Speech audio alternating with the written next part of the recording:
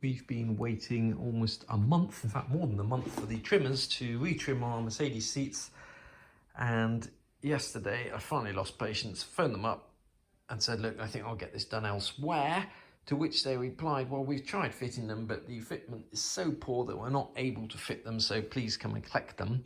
So I am going to have a go at doing it myself, on the basis that how hard can it possibly be to trim some Mercedes seats. So I'm going to do a series of videos on how to completely disassemble one of the seats, how to put covers on if you've gone out and bought your own covers, and how to put the whole thing back together and refit the seats. And we're going to start basically showing you how to take the headrests off and do that first, because that's the first thing you've got to do, and that in itself is not without its problems. Headrests on this Mercedes 107 SL is harder than it looks, especially if you don't know what you're doing. So the first thing to do is pull the headrest up as far as it goes. Headrest up as far as it goes, tilt the seat forward. Now at the back of the seat, somewhere here, there is a release button for the headrests, and I'm going to show you on a disassembled seat. This is the seat that is where we're trimming, so it hasn't got a back on, and the two metal prongs of the headrest go down these channels here, and at the top there's a spring release about 1 centimetre down, and if you feel over the back of your seat, you'll be able to feel, if you follow the metal rod down here, you'll be able to feel that spring button. And if you look at the actual backs of one of these seats, you'll see that there is a cutout here, and that's why you can feel and press through there to actually release it. So once you press that in, you should just be able to pull that out. Sometimes they're a little bit stiff if they haven't been lubricated. Headrest off, it'll look something like this. Now it's important to notice that there's two different shapes of headrest. There is that shape and there's this shape, which has the sort of two end bits coming up, and you need to be very careful when you if you're planning on retrimming the chairs yourself and you're buying in the covers rather than making them, that you actually get the right shape. For example, these covers are exactly the wrong shape for this type of headrest, and the foam cushion inserts, which are still available from the SL shop, are about £120 for each foam insert. So you want to make sure you get it right the first time. Okay, once you've got your headrests off, the modern headrests, if you've had them made up, will tend to come with zips like this, but on some of the cars you'll find, or you'll be presented with something that looks like this, and it's very difficult to know how to undo that. So I'm just going to show you how to undo it without damaging it, if for any reason you need to take that off. On this particular one here, it was torn and we've taken it off anyway, so we'll be able to see what's going on. There are 3 plastic clips, one in the middle section, one at the end, and one here. And those plastic clips have a channel in them, and that channel clips over a plastic strip here.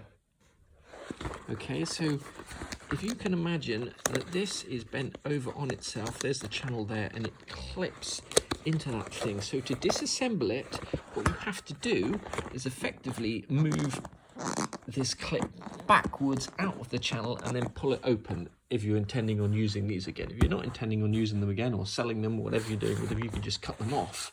So let's just see if we can get that one off without damaging it. If you're a professional and you've done this a million times before, you've got your own ways of doing it, but basically you need to lie this cushion flat with the prongs pointing away from you, and we're going to just get something in that channel there without damaging the cushion, and we're going to just lever that open. Using a wooden spoon or something that isn't going to damage the leather, we've just put it in there and we've wedged that open, and once it's started to come off, it should come out pretty easy like that.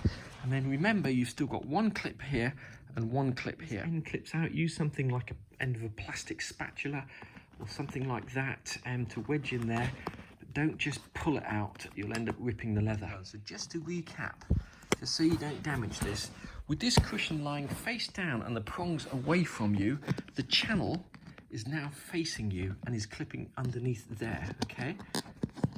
To that channel is facing you, so you're going to be wedging something down into that channel like a spoon or something and pushing it away from you and gently easing all of that out. Once you've undone these clips, you should be able to then take the metal in. It looks like this, so it's slightly wider at the bottom than it is at the top. So we're going to carefully take that out without damaging the foam. Just carefully wedge that out without ripping the leather, damaging the foam, and eventually that will just pop straight out. This is how they lock in, just via that fitting there. And often you will find that these clips here are rusted, and we might just pop this in a rust bath to get rid of all of that rust before we put the new cushion. That damaging is just a matter of slipping your hand down the side here. Now remember, you do not want to put too much pressure on these seams here, so put your hand all the way down, right the way behind it, and try and spin the foam up vertically. Foam halfway out like that, it should just pop out. Trimming your car, don't throw the old bit away, because that will be useful to someone if it's not damaged. You can change the colour of these, recolonize them, I think is the word that they use. So you can pop that on eBay and it's probably worth a few pounds. We got these seat covers from a company called SJS in Berlin, and they specialise in SL and old Mercedes parts. And whilst the price was very cheap, it is the case that you get what you pay for, and practically everything they've sent us has not fitted or the fitment has been terrible.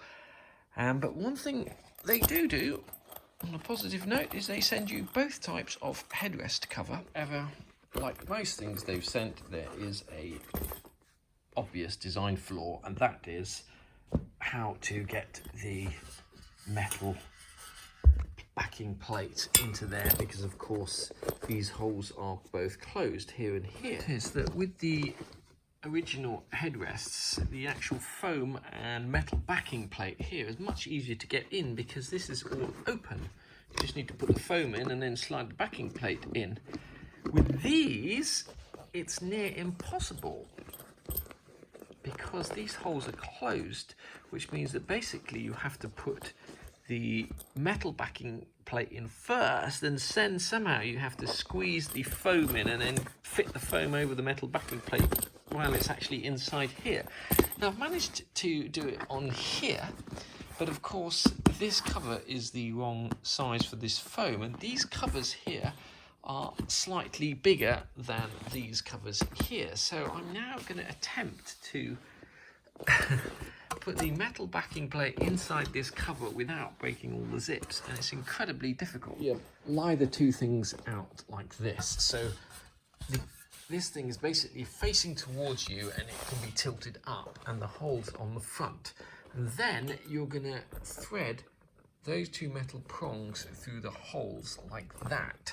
Okay, so once you've slid this all the way down there, the next thing you have to do is try and hook this over there without breaking the zips, and it is incredibly hard to do. I haven't managed to do it on one of these things yet, but I'm going to give it a red hot go. Over the first edge, and what we've done is we've got this bit straight here, rather than bending the metal bracket forward, we've got it straight because it allows this to go slightly higher up, and I'm hoping that having got that first corner over, I can get the rest over. Let's give it a go. Without ripping the whole thing, it's almost zero. But we're just going to persevere. I suspected the chance of getting that inside there without breaking the zip is practically zero, and sure enough, we managed to break the zip. Even with the zip broken, I'm intrigued to know if it's actually possible to get the foam in and over that bit in one of these tiny small cushions. So we might just give that a go. I don't know if it's possible to reattach that. We'll give that a go as well. So we've managed to stuff the foam in, and all we have to do is push that all the way down to the bottom and hook that over here and see if we can get the thing to fit. Amazingly enough, with a lot of fiddling about, it is actually possible to get that foam in. So all I need to do now is to see if I can unbreak the zip somehow, attach that back and zip it up, and that will be job done. The actual metal zipper itself has broken, which means we've either got to try and get another one, or the option is to cut this zip and take this bit of the zipper off one of the spare headrests that they've sent us, although I'm slightly loath to ruin a perfectly good headrest just for that purpose. And I suppose we could also just we could also just sew that together. You're never going to see that once it's on the car because it will always sit underneath. So anyway, I'm going to leave that and come back to that at another time.